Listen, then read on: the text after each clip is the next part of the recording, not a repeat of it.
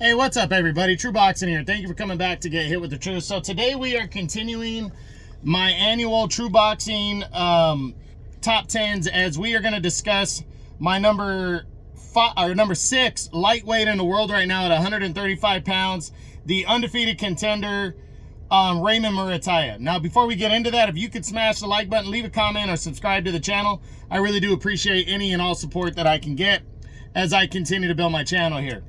So Muratalla entering the year was number 7. He moves up one spot to number 6.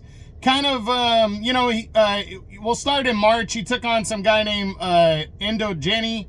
Got a 10-round unanimous decision, and, just kind of a so-so performance, staying busy. Then he got Tevin Farmer in July and almost lost that fight. He had to fight really hard in the championship rounds against Farmer to be able to secure a decision win. It was a fight that he was losing, and then Farmer got deducted a point for a low blow, and that kind of swung the tide in the fight. And Muratalla showed a lot of grit in the last 3 rounds to close the fight out strong and take home the close decision. But Farmer ended up panning out to be a very legitimate contender following that fight. So then he would take on Muratalla would then take on a veteran, Jesus Perez, and score a convincing second round TKO win, getting back into the knockout category. Overall, now he's 3-0. 3-0 on the year with 1 knockout, but overall he's 22-0 with 17 knockouts, and is still highly rated by all of the governing bodies outside of the WBA. He's not rated in the WBA at all, but the other ones, he is number 1 in the WBC right now. He's number 2 in the WBO, and he is number 4 in the IBF. So heading into 2025, there's a lot of things. I think he's just waiting around for a title fight is pretty much what he's doing. Because in the WBO, you got Keyshawn Davis as the mandatory challenger, and he's next for Dennis Berianchek.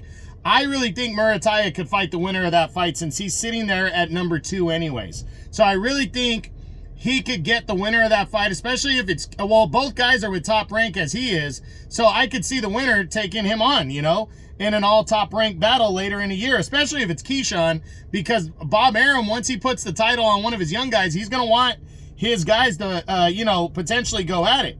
Then there's, he's sitting there number 1 in the WBC right now.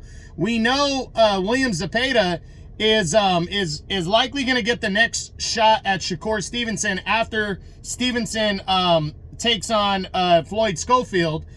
So that the WBC might be tied up and out of his hands, but he might be able to swing a mandatory shot, something on that nature. But I really think right now, the WBC, even though that's his highest ranking, is likely the least likely title shot for him. The other one that I see is the IBF. Vasily Lomachenko is the reigning champ, obviously a top-ranked guy like Muratalla is. Now, here's the scenario there. There is no number 1 contender right now. Number 2 is Zaur Abdullayev of Russia, and number 3 is Keyshawn Davis. Well, we know Keyshawn is fighting for the WBO title, so he's going to lose his IBF ranking once he challenges for the WBO title in February. That leaves Abdullayev and Muratalla there.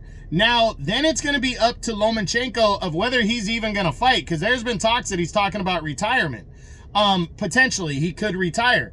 And we should find out soon. If he decides to retire, then it's Russian Zaur Abdullayev and it's Raymond Muratalla are the top 2 contenders, would be the top 2 contenders for the vacant title. So I think that's a possibility for the first half of the year for him.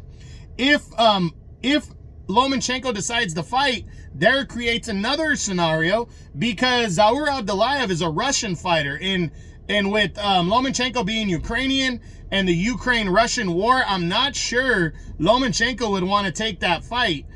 Politically, that'd be a bad move for both sides, in my opinion, because it might heighten things in terms of the war and the conflict over there. So I really think that might not happen. The IBF might not order Abdullayev, and they might allow Lomachenko to to make an optional defense anyway, since Lomachenko and George Kambosos Jr. back in May of last year, that was a mandatory fight for the vacant belt. So they might allow Lomachenko to make an optional defense And Raymond Muratalla might be the guy he fights, since Muratalla is a guy in top rank anyways. So a lot of moving pieces here, but I really believe, do I believe Muratalla is going to get a title shot this year?